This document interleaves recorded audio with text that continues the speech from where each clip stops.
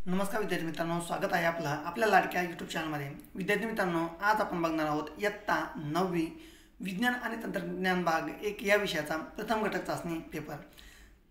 आपल्याला येणाऱ्या परीक्षेमध्ये अशाच प्रकारचा पेपर पाहायला मिळेल, त्यामुळे आपण हा व्हिडिओ शेवटपर्यंत नक्की बघायचा आहे। व्हिडिओ आवडल्यास व्हिडिओला लाईक करायचं आहे आणि आपण जर चॅनलला नवीन असाल तर मात्र सबस्क्राईब करायचं आहे।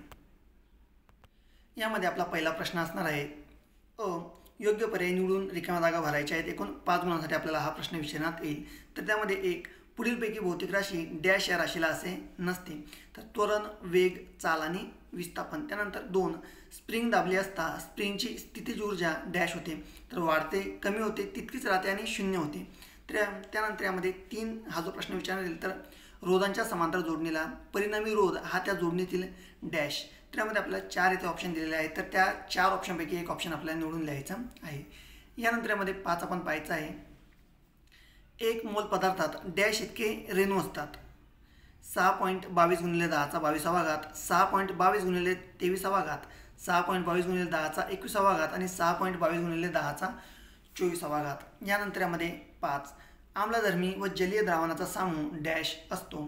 7 पेक्षा जास्त, 7 पेक्षा कमी, 7 आणि 14।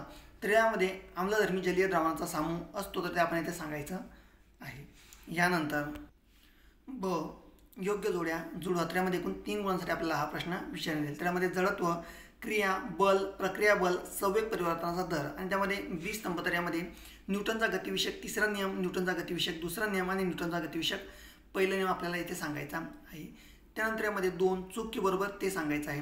तर शक्ती ही सदिश राशी आहे आणि 2 व्होल्टमीटर नेहमी उपकरणाशी एकसर जोडणीत जोडतात। यानंतर इथे पुढील प्रश्नांची उत्तरे लिहायची। तर त्यामध्ये 1, न्यूटनचा गतिविषयक तिसरा नियम व एक उदाहरण द्या। 2, पुढील उदाहरणाची गतिज ऊर्जा व स्थितीज ऊर्जा यामध्ये वर्गीकरण करायचं आहे। त्यानंतर यामध्ये 3, विद्युत वापराच्या वेळी सावधगिरीचे उपाय लिहायचे आहेत। त्याचप्रमाणे 4, संयोजा म्हणजे काय, उदाहरण देऊन स्पष्ट करा। तसेच 5, स्फटिक जल म्हणजे काय, उदाहरण द्या। 6, फरक स्पष्ट करा, सुवाहक व विसंवाहक।